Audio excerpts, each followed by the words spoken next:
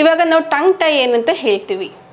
ನಾಲ್ಗೆನ ಕೆಳಗಡೆ ಇರೋ ಟಿಶ್ಯೂಸ್ ತುಂಬ ಗಟ್ಟಿಯಾಗಿ ತುಂಬ ಟೈಟ್ ಆಗಿ ಕೆಳಗಡೆಯಿಂದ ಇಳಿದಂಗೆ ಆಗುತ್ತೆ. ಇದು ನಾಲ್ಗೆದು ಕಾರ್ಯವಿಧಾನ ಮತ್ತು ಮೂವ್ಮೆಂಟ್ ತುಂಬಾಗಿ ರೆಸ್ಟ್ರಿಕ್ಟ್ ಮಾಡುತ್ತೆ. ಈ ಥರ ಕಂಡೀಷನ್ಗೆ ನಾವು ಟಂಗ್ ಟೈ ಅಥವಾ ಆಂಕ್ಲೋಗ್ಲೋಸಿಯಾ ಅಂತ ಹೇಳ್ತೀವಿ. ಇದು 2 ಥರ ಇದೆ.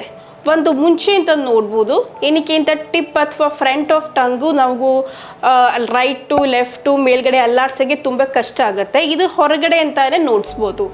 ಬೇರೊಂದು ಇದೆ, ಅದು ನಾಗಿಂದು ಹಿಂದೆ ಭಾಗ ಬರುತ್ತೆ, ಅದಕ್ಕೆ ನಾವು ಪೋಸ್ಟೀರಿಯರ್ ಟಂಗ್ ಟೈ ಅಂತ ಹೇಳ್ತೀವಿ. ಅದು ಹೊರಗಡೆಯಿಂದ ಕಾಣಿಸ್ಲಿಕ್ಕೆ ಕಷ್ಟ ಇದೆ. ಟಂಗ್ ಟೈ ಯೂಶ್ಲಿ ಡಯಾಗ್ನೋಸ್ ಮಾಡೋದು, ಮಾತು ಬರೋದು ಕಷ್ಟ, ಮಾತಾಡಲಿಕ್ಕೆ ತೊಂದರೆ ಇದ್ದರೆ ಮತ್ತು ಮಾತು ವಿಳಂಬ ಇದ್ದರೆ ಮಾತ್ರ ಟಂಗ್ ಟೈ ಯೂಶ್ವಲಿ ಡಯಾಗ್ನೋಸ್ ಮಾಡ್ತಾರೆ. ಬೈ ಟಂಗ್ ಟೈ ಬಗ್ಗೆ ಆ್ಯಕ್ಚುಲ್ ಆಗಿ ಹೇಳಿದರೆ ಟಂಗ್ ಟೈ ಯೂಶ್ವಲಿ ನಮ್ಮದು ಬ್ರೀತಿಂಗ್, ಫೇಶಿಯಲ್ ಡೆವಲಪ್ಮೆಂಟ್, ಜಾ ಡೆವಲಪ್ಮೆಂಟ್ ಮತ್ತು ಏರ್ವೇ ಡೆವಲಪ್ಮೆಂಟ್ ಕೂಡ ಸಿಗ್ನಿಫಿಕೆಂಟ್ ಆಗಿ ಟಂಗ್ ಟೈ ಇದ್ದರೆ ಎಫೆಕ್ಟ್ ಮಾಡುತ್ತೆ.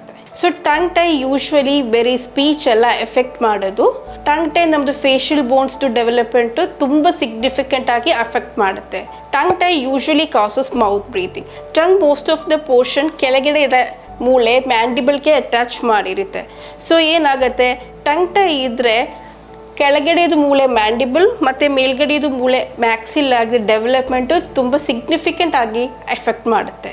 ಈ ಕಂಡೀಷನ್ಸಲ್ಲಿ ಮ್ಯಾಂಡಿಬಲ್ ಮತ್ತು ಮ್ಯಾಕ್ಸಿಲ್ಲ ಈ 2 ಬೋನ್ಸು ಪ್ರಾಪರಾಗಿ ಡೆವಲಪ್ ಆಗಲ್ಲ.